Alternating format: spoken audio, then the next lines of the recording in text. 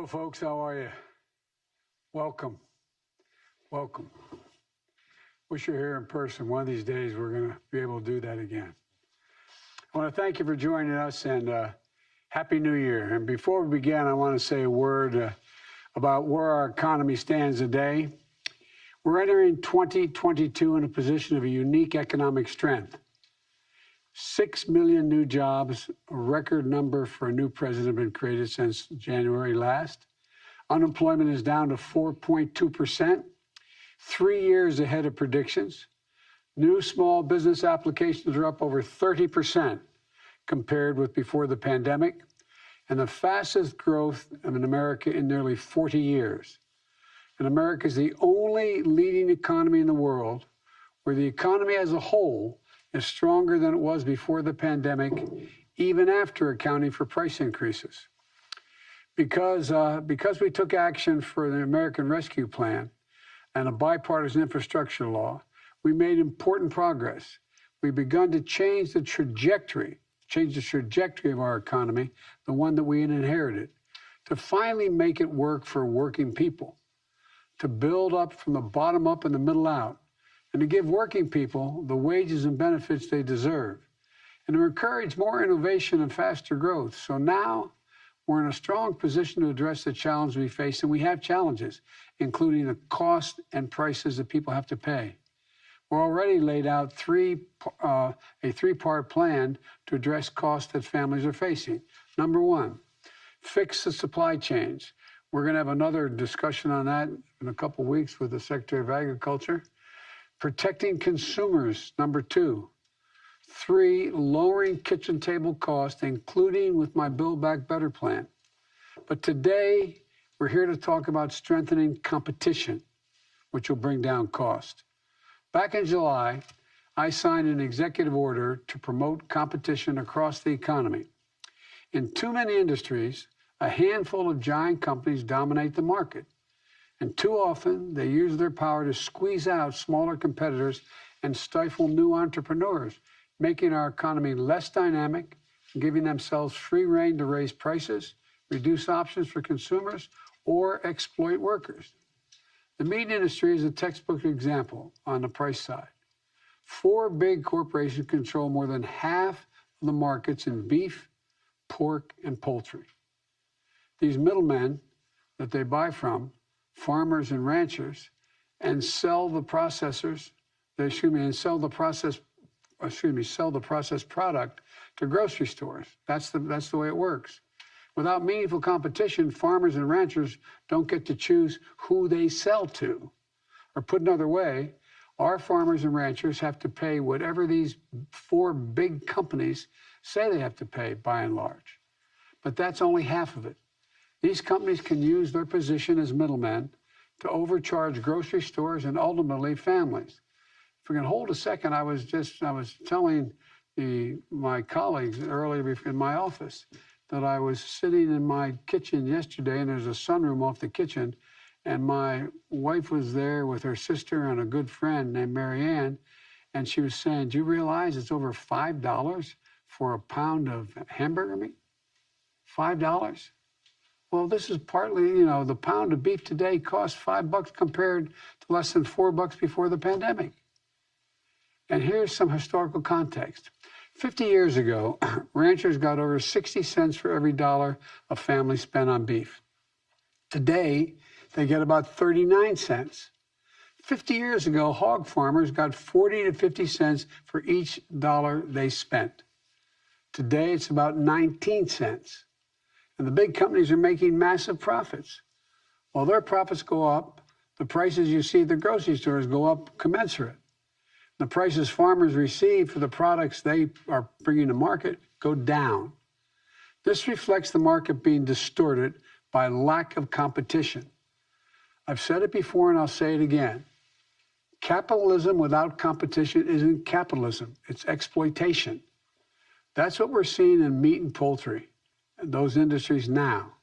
Small, independent farmers and ranchers are being driven out of business, sometimes businesses that have been around for generations.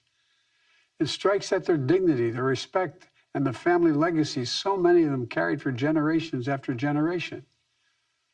So I'm here as Secretary of Agriculture Tom Vilsack, former governor of the state of Iowa, and Attorney General Garland, to talk about how we can create fair markets and more opportunities for family farmers and ranchers and bring down the price at grocery stores.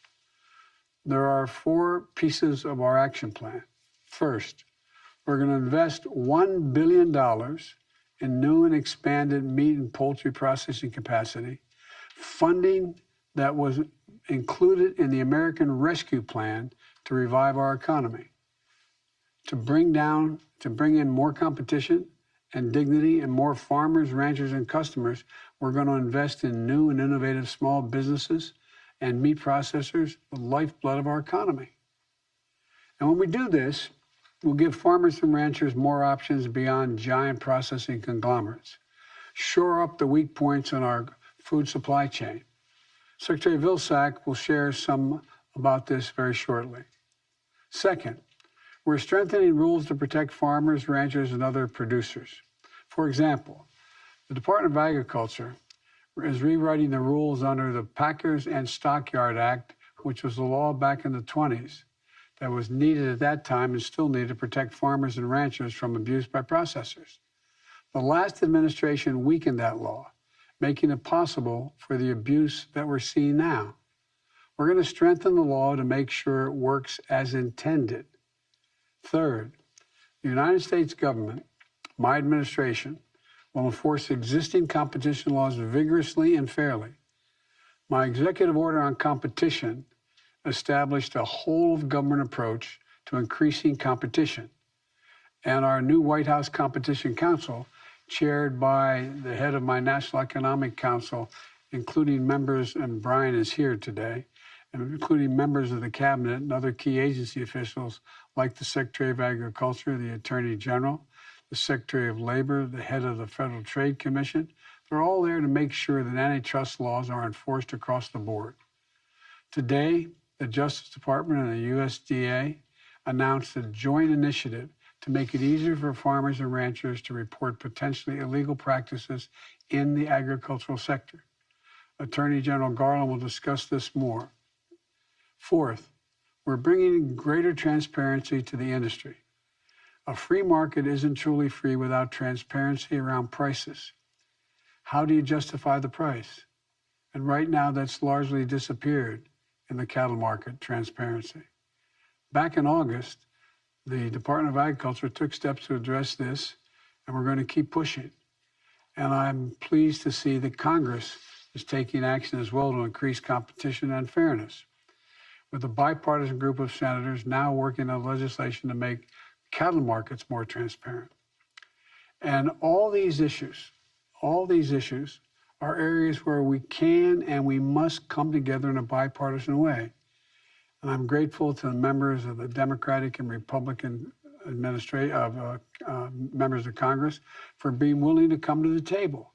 Senator Jon Tester and Senator Grassley of Iowa, Tester's from Montana, have been leaders in this effort. And I'll be inviting a bipartisan group to come together to discuss how we can make progress legislatively as well as they're proposing, even as we continue doing everything we can on the executive branch side. Strengthening competition is good for all of us. Farmers and ranchers deserve a fair shake. American families facing high prices at grocery stores deserve a fair price to put food on the table. Rural communities, which see more good jobs when there's more competition. And our economy as a whole, as we make our food supply chains more resilient. I'm looking forward to hearing from the farmers, ranchers, and processors joining us today. We're going to ensure that you have the tools you need on a level playing field you deserve.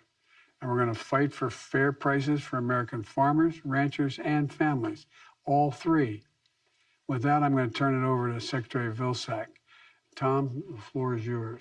Mr. President, thank you very much. And certainly as I traveled around the country, I've heard sad stories of farmers and farm families who've had to leave this business because of a lack of competition. Your executive order on competition challenged us at USDA to take immediate action and to develop a set of tools to expand processing capacity, increase competition, improve farm income, and create good-paying jobs in rural America.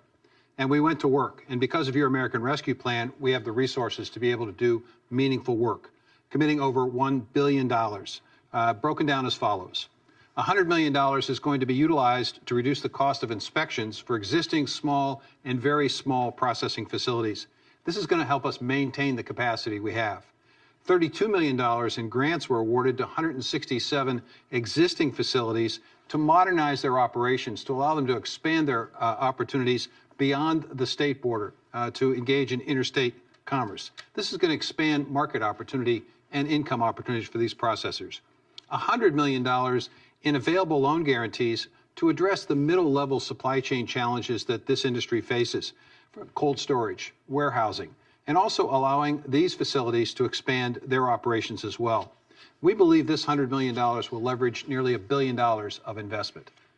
And the announcement today we make is an $800 million commitment of grants and loans to address capacity, workforce, and innovation challenges the industry faces. We're going to make available, Mr. President, $375 million in grants for expanded facilities and new construction of new facilities. Now, we want to get to work right away because farmers have been waiting a long time for this help. So $150 million of this resource is going to be made available under a request for proposal that we'll file this spring. These resources will be made available to projects that are just about ready to get going, but just need a little bit of help to accelerate the implementation plan. So this $150 million, we believe, will help to sponsor at least 15 new projects that will complement, expand along the 50 facilities that you mentioned earlier that the major 4 companies currently have. So it's a significant step forward. $225 million of grants will then be made available this summer for products and for projects that are just getting started, that are on the in the infant stage. Our phase 1 goal, as I indicated, is 15 projects. Additional $275 million, Mr. President, is going to be provided to our lending partners to create more affordable loans and financing available for facilities that are being built. Even if we build more facilities, we also need a trained workforce, Mr. President. And so $100 million of this resource is going to be used to support and to create a pipeline of well-trained and experienced workers so that we can expand this workforce in rural America. These will be good-paying jobs that will support families and also support farm families, Mr. President. And then $50 million of it is going to be utilized for technical assistance and research. We're going to need a lot of innovation in this industry. We're going to need new business models. We're going to need new ways of innovation and technology to create greater efficiencies. And small and mid-sized facilities need to have the opportunity to have this innovation as opposed to the big 4. Now, as you indicated, it's not just about money. It's also about rules and regulations. And we are strengthening our packers and stockyards enforcement effort by leveling the playing field for producers and processors. And we're also working on a voluntary label program called Product of the USA to allow consumers to know exactly where their resources, their consuming dollar is being spent. We think this is going to better inform consumers in making choices. And we're looking forward to the creative partnership that we have with the Department of Justice, a strong working relationship in terms of enforcement. Mr. President, what this really is all about at the end of the day is improving farm income. It's about creating good-paying jobs in rural America that are so necessary. It's about giving the consumers choice and a break at the grocery store. And it's exciting work. And we at USDA are really engaged in this and involved in working with our farm partners, as I suspect you'll hear today.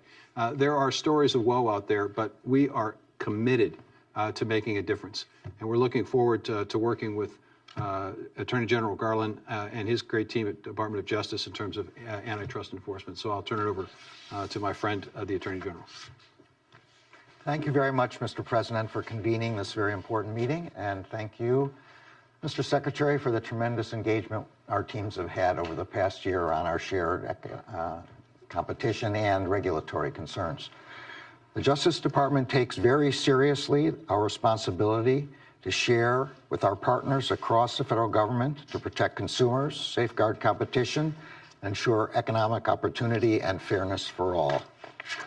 Over the past 10 months, we've stepped up our efforts to ensure competition and counter anti-competitive practices across all sectors, from airlines to insurance brokers to book publishers. And we will continue to vigorously enforce our antitrust laws, no matter the industry, no matter the company, and no matter the individual. The work that we do, especially the work that we do together to ensure competition in our economy, has a direct impact on the lives of the American people every single day. When we talk about promoting competition in the agricultural sector, we are talking about whether a farmer or a rancher will be paid a fair and competitive price for their goods and labor. When we talk about protecting consumers in this context, we are talking about whether food will be affordable for everyone in America. The Justice Department's Antitrust Division has been active in implementing the sound policy measures suggested in the President's executive order on promoting competition in the American economy. We have closely supported USDA's rulemaking efforts under the Packers and Stockyards Act, a law that Congress passed 100 years ago, more than 100 years ago, to deal with many of the very same problems we still have today. Today, we are announcing a new joint initiative to better coordinate efforts between USDA and DOJ. This will include the launch of a centralized, accessible portal, a one-stop shop, to report complaints of potential violations of our competition laws, including the Sherman and the Clayton Act, as well as the Packers and Stockyards Act. The joint channel that we are establishing will allow USDA and DOJ to collaborate early on how to appropriately address such complaints. Where complaints relate to antitrust violations, whistleblowers will be protected in many cases by the new employee and contractor anti-retaliation protections, which Congress passed in 2020. Let me say in closing that anti-competitive practices in agriculture, as in any industry, hurt the American people, producers, consumers, and workers alike, and they hurt the American economy. Too many industries have become too consolidated over time. Too many companies have pursued corporate conduct and more aggressive mergers that have made all of us vulnerable. Against this background, our antitrust efforts cannot and will not slow down. But it is a fact that our antitrust division has been underfunded for too long and has fewer staff today than it had in the 1970s.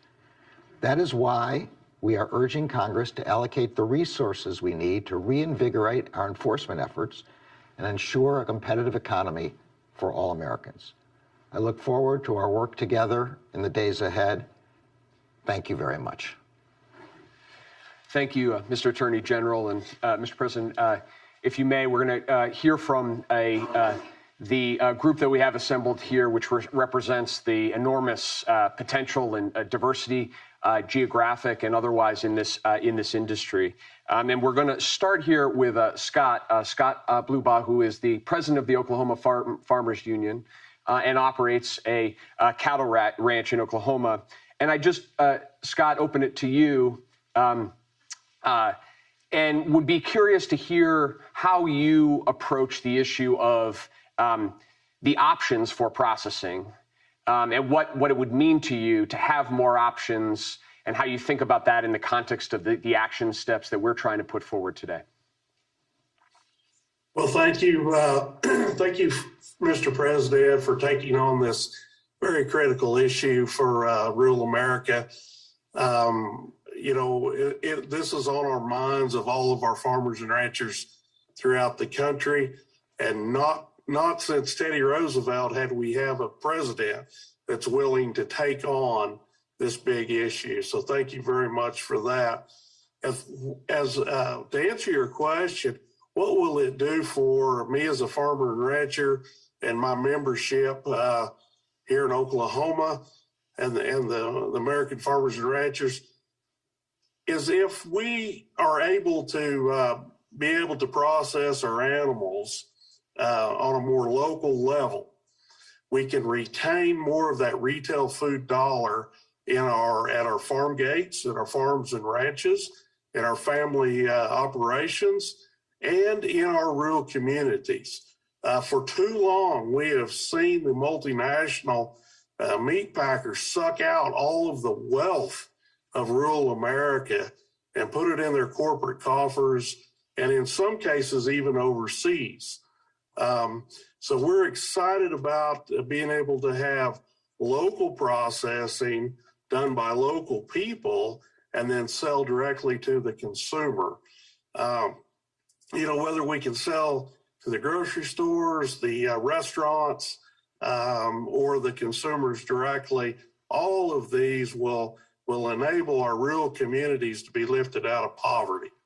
And we have a great poverty problem in rural America. So we're excited about that. In Oklahoma, I will tell you, $10 million of the first round of the CARES COVID money was actually allocated through our Oklahoma Department of Agriculture to fund some projects just as you're speaking of.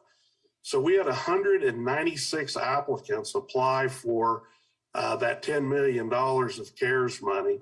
40 applicants were chosen and were able to be funded with that money. And out of that, we had 19 new mom and pop small processors either open up for business here in our state, or they were able to upgrade an old facility to meet the new safety and health standards and be able to market that across state lines. We also have had great success working with our tribal neighbors here in Oklahoma. As many of our tribal organizations, their governments have put new processing online or are in the process of it, processing both their cattle and their buffalo, and their excess capacity that these new plants has created has also given our independent farmers and ranchers in the community an opportunity to get their cattle processed and marketed. So we're very, very pleased with that and look forward to everything I heard here today. Hey, Brian. Yes. Please. Mr. President, what Scott said at the beginning was that this was a critical issue for rural America. And I think it's critical from two perspectives that he raised. One, the notion of keeping the dollars in the rural communities where the dollars are being and the wealth is being generated. For far too long, we've had an extraction economy in rural America where these guys work 24/7, 365 days a year, raising these cattle, and then they transport them hundreds of miles away, and the profits basically go thousands of miles away. What Scott's talking about is retaining those profits in the small towns. That's going to create opportunities for farmers to be able to better afford that machinery. That's going to keep the implement dealer in business. They're going to be able to support that Main Street business. That's going to keep those retail stores in business. And it's also going to create jobs. And I think it's really important to emphasize it's not just farmers who are going to benefit from this. It's also rural folks looking for a decent job. And if we do this right, with workforce training, with assistance, we can have good paying jobs to complement what's happening on the farm. So this is an incredible thing. Just so you understand how dire this is, Mr. President, and I'll finish with this. I was in Council Bluffs, Iowa, talking to a farmer this summer. And he came up to me and he said, Mr. Secretary, thank you so much for doing this. He said, I just sold a load of cattle. And he said, this is what irritates me about this whole system. I lost $150 a head. $150 a head I lost on this cattle. But I know the processor that purchased those cattle is going to make $1,800 a head. And he looked at me and he said, Mr. Secretary, how is that fair? It's not. Can I ask you a question, Scott? When you talk about, you said be able to go locally. How far do you have to go before these smaller operations opened up to sell your cattle? I mean, the average farmer, cattleman in Iowa or in Oklahoma or wherever, how far do they have to take their cattle to actually sell them? Well, if we sell the cattle to the big four processors, then it's several hundred miles And it's a little bit misleading that we have 4 of these very large companies and processors, but they're located more regionally. So in many cases, there's only one option to sell to. And so it's a take it or leave it price that you're offered. So when we tried to go around that system and not give our cattle away to these multinational companies, but if we can process them on a local level and then sell directly to consumers, it's just a win-win for everybody. It's a win for the consumer. They get more choices. In my opinion, they get a better product. And we know because of the pandemic has shown us and proven to us that consumers want to buy local if they can. And they want to know where their food comes from. And they trust the American farmer and rancher to do that. And their faith in the American farmer rancher is far greater than any of these multinational companies. So it's just a win-win for everyone I see, except maybe these 4 companies we're talking about. Thank you. So, Mr. President, I want to ask Corwin Heatwell to come in. Corwin is the founding farmer and CEO of Farm Focus, and to pick up on the last point, Corwin's on the front line of actually innovating and creating an alternative processing facility in the poultry industry. So, Corwin, can you talk a little bit about what motivated you to do it and the challenges that you've had in building your company? Yes, thank you. And as a 6th-generational farmer, I greatly value the farming lifestyle, but it was grieving when I saw dozens of farms closing down around me, and I realized that my own farm was not viable for the next generation. And we knew that something had to be done, but there was no option for us to get our animals processed locally. And everyone kept telling us that farmers don't start chicken companies. So with no other options, we started a company with a mission to promote and protect generational family farms. And we're now partnered with 73 independent family farmers and on track to exceed 100 this year. And we're also providing poultry products for around 1 million consumers. And our unique and scalable model of partnering with farmers focuses on the financial viability and sustainability. And it brings solutions to the 3 pain points that exist with the conglomerates. 1, the lack of ownership of animals and inventory on the farm. 2nd, the lack of operational control that belongs in the hands of the farmers. And 3rd is the tournament pay system that plays farmers against each other.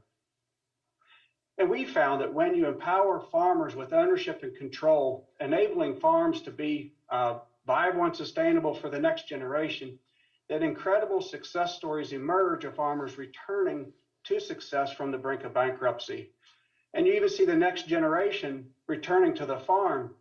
And we've seen the average age of our farmers now trend about 10 years below the national average. This model has enabled a resilient community of thriving farmers while bringing the consumers the transparent and traceable products that they've been looking for. And we're excited that this administration is focused on increasing the capabilities that create more options for generational family farmers. And we ourselves look forward to partnering on these new programs to expand and touch more farmers and communities. We believe that together we will continue to level the playing field for farmers and ranchers while establishing a more resilient supply network. So we thank you for your diligence in helping preserve the legacy of the American farmer. Well, thank you. Thank you. You know, everybody, I come from the state of Delaware. Everybody thinks the big industry is chemicals. It's chickens. Chickens, broiler chickens, billion-dollar industries, and needs help. So anyway, sorry, I don't want to get too personal here. We're going to move to the next set, but we're going to pause for a moment and for the press to exit. Okay. Can I ask you a quick question about the new CDC guidance? In your view, do you think it should have included a testing component? Thank you, guys. talk to you about that later. And when will Americans get those free COVID tests? Thank you. Sir? You have confidence in Thank you, myself. guys. Thank you very much. Are you going to break up the big four meat packers, Mr. President? All right, guys. Thank you. Thanks, guys. You have confidence in your COVID team. Thanks, guys. Thank you. Thanks for your patience. And Kelsey, we're now going to turn to you.